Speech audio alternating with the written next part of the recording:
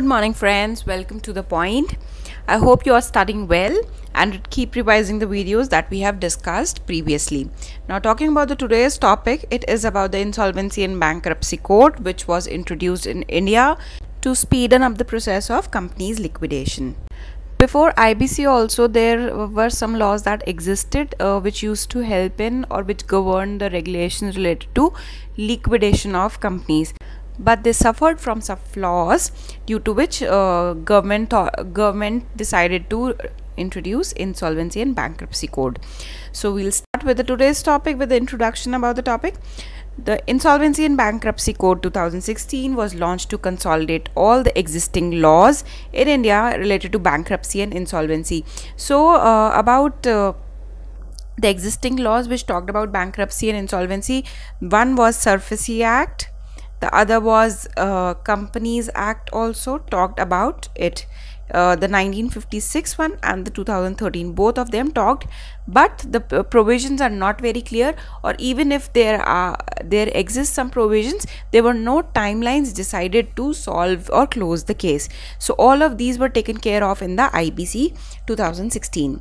It is considered as one of the biggest insolvency reforms in the economic history of India and was enacted for reorganization and insolvency resolution of corporate persons, partnership firms and individual in a time-bound manner for maximization of the value of assets of such person. So it just not covered the companies but also included partnership firms and the individuals. So this was all about the introduction. Moving on to the next, let's talk about the objectives behind introducing this code. So the first one is to consolidate and amend all the existing insolvency laws in India. As I told before IBC, there exist certain laws which talked about insolvency proceedings, but there were some flaws due to which they suffered, and there were no timeline prescribed in it, or even if they were, then there was some or the other glitch due to which the proceedings couldn't be completed in time. So the first objective or the first reason why this law, this code was introduced, to codify and consolidate the previous laws that existed in India with respect to liquidation. Next is to simplify and expedite the insolvency proceedings in India. One of the other objective was to simplify this process, because the process is really cumbersome. There were so many legal process that one has to follow to liquidate a company. So the one of the major objective was to simplify the whole process so that the creditors' value can be realized in time. Third objective is to protect the interests of the creditors, including the stakeholders in the company. So stakeholders like suppliers, employees and the investors which have invested in the company, so all of them come under the stakeholders ambit, and to protect the interest of the creditors as well, because they have invested or they have given the money as a loan to the company with the hope that they will get it back. In a good faith they have given, and it is not for that the company will never return the money. So to protect the interest of the creditors who have lent money to the company for the purpose to run the business or any other purpose, say, so their interest is need to be protected. So this is also one of the objective. The another objective is to revive the company in a time-bound manner. So it is not necessary that every company which is not generating cash flow or is a sick company should be liquidated. If there is any possibility it could be revived, then that should be done in the time-bound manner so that the functions are not hampered for a very long time, and the cash flows can be regenerated in a time-bound manner so as to keep its functioning in a smooth and efficient manner.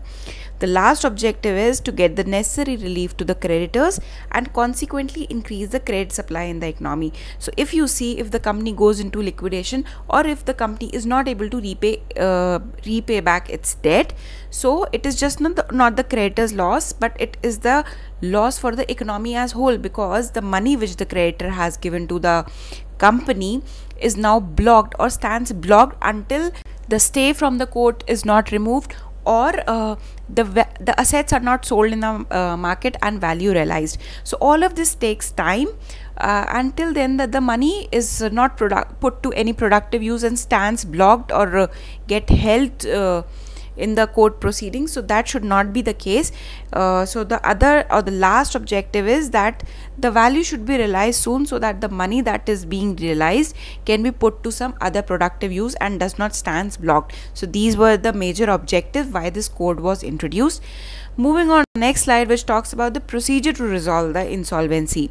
So now first is the initiation. So who will initiate the proceedings? So whenever a default occurs, the resolution process may be initiated either by the debtor or the creditor. It is not that the creditor will only initiate the proceeding.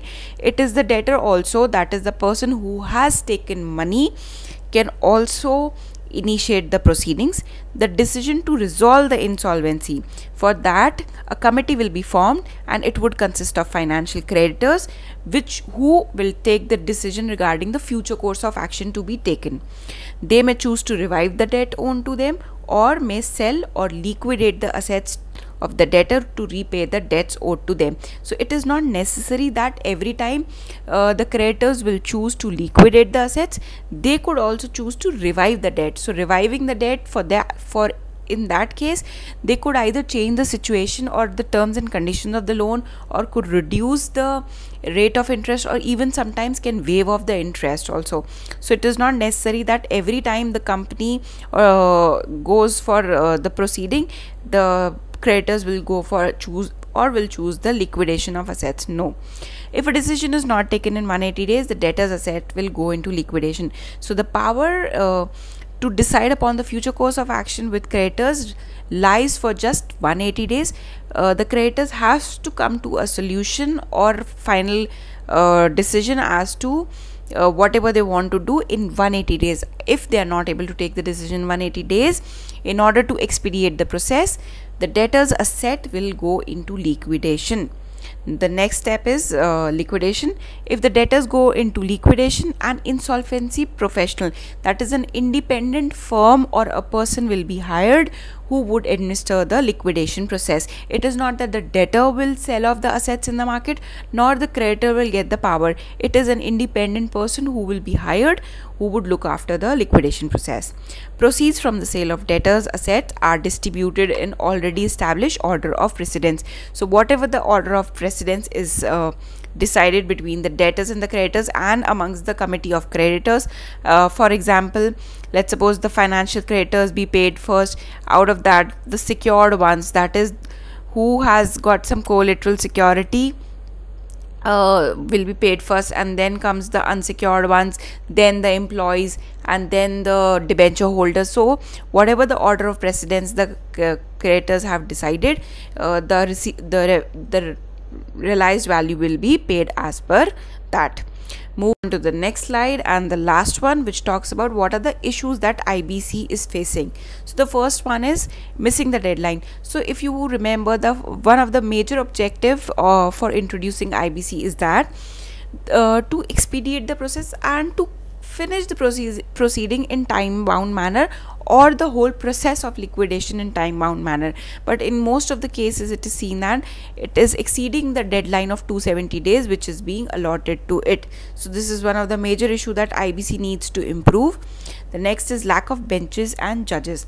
So if you know, India is already facing shortage of judges, be it High Court or District Court or Honorable Supreme Court. So same is with the case in NCLTs. NCLTs, National Company Law Tribunal, where these liquidation processes are taken care of.